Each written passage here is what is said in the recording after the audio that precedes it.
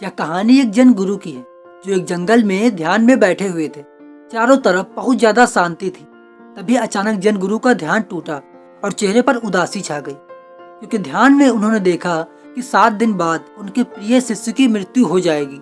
जैन गुरु का आश्रम जापान के घने जंगल में था, जहाँ पर वो अपने शिष्यों को जैन यानी ध्यान और ध्यान के साथ साथ कई प्रकार की औषधियाँ बनाना और बीमारियों का इलाज करना भी सिखाते थे। जब उन्होंने अपने शिष्य का भविष्य देखा तो कुछ देर सोचने के बाद उन्होंने अपने शिष्य को बुलाया और कहा कि मैं चाहता हूँ कि तुम 6 से 7 दिनों के लिए अपने घर वालों से मिलने चले जाओ। ये सुनकर शिष्य ने आश्चर्य में होकर अपने गुरु से पूछा कि गुरुजी, आप अचानक मुझे घर जाने के लिए क्यों कह रहे हैं? कहीं मुझसे कोई गलती तो नहीं हुई?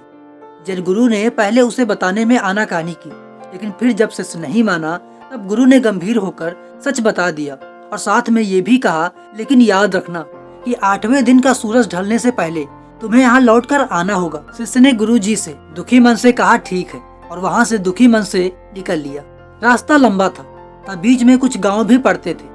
जब शिष्य नदी पार करके एक गांव से निकल रहा था तो उसने गौर किया कि नदी के इस पार लोगों की तबीयत ठीक नहीं है। कुछ लोग खांस रहे हैं तो कुछ लोग हाँफ रहे हैं, तो कुछ लोगों को सांस लेने में दिक्कत हो रही है। जब शिष्य उस गांव से गुजरा तो उसे पता चला कि इस गांव में भयानक बीमारी फैल गई है, जिसके कारण अभी कुछ दिन पहले 2 गांव वालों की मृत्यु भी हो चुकी है। जब गांव वालों ने देखा कि ये युवक तो दवाई वाले जैन गुरु का शिष्य है, तो उससे गांव वालों ने दवाई मांगना शुरू कर दिया। शिष्य ने कुछ दवाइयाँ दी और सोचा कि मैं 1-2 दिन रुक कर देखता हूँ कि दवाइयाँ कैसे असर कर रही हैं। 2 ही दिन में शिष्य को एहसास हो गया कि दवाइयों के असर से आराम तो मिलता है, लेकिन बीमारी फिर आ जाती है। लेकिन अगर शुरुआत में इस बीमारी का इलाज नहीं किया गया तो यह बीमारी जानलेवा हो जाएगी। अब यहाँ से शिष्य के पास 2 रास्ते थे कि अब वह आखिरी बार घर वालों से मिल आए या फिर जीवन के यह आखिरी दिन अनजान गांव वालों की सेवा में लगा दे। शिष्य ने तत्काल निश्चय किया और तत्काल कुछ गांव वालों के साथ जड़ी बूटी ढूंढने पास के जंगल में निकल गया।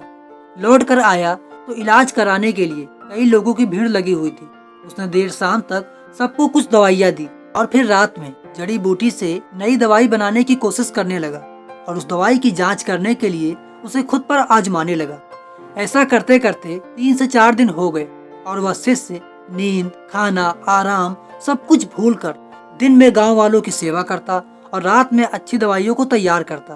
और 5वें दिन उसने एक दवाई तैयार ही कर दी जो उस बीमारी को जड़ से मिटा सकती थी। तुरंत ही पूरे गांव वालों को बुला करके दवाई बना करके बांटना शुरू कर दिया। यह बड़ा काम था क्योंकि कई 100 लोगों के लिए दवाई बनानी थी और ऐसा करने में उसे 2 दिन और लग गए। 8वें दिन सुबह तक जब सभी को दवा बांट दी गई तब उस शिष्य ने सोचा कि 7 दिन तो हो गया, लेकिन मैं घर नहीं जा सका। चलो आखिर मैं गुरु के ही दर्शन कर लेता हूँ। गाँव वालों से विदा लेकर शिष्य वहाँ से झटपट चल पड़ा, नदी पार किया और जंगल में प्रवेश कर गया।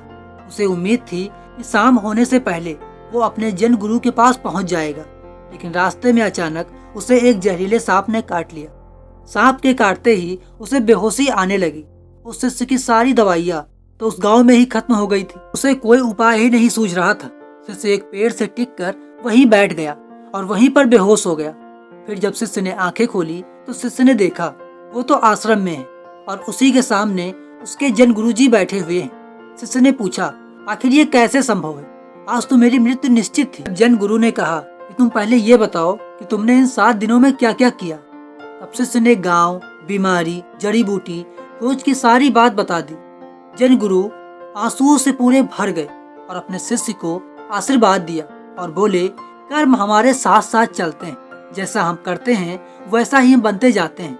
क्योंकि जब तुम दवाई की खोज करने के लिए विभिन्न प्रकार की जड़ी बूटियाँ खुद खाई तो उसमें से कुछ जड़ी बूटी जहरीली भी थी। 7 दिन में तुम्हारा शरीर इस जहर का थोड़ा बहुत आदी हो गया, इसीलिए सांप के काटने के बाद भी तुम्हारी अकस्मात मृत्यु नहीं हुई और समय रहते आश्रम के लोग तुम्हें यहाँ ले आए और तुम्हारी जान बच गई।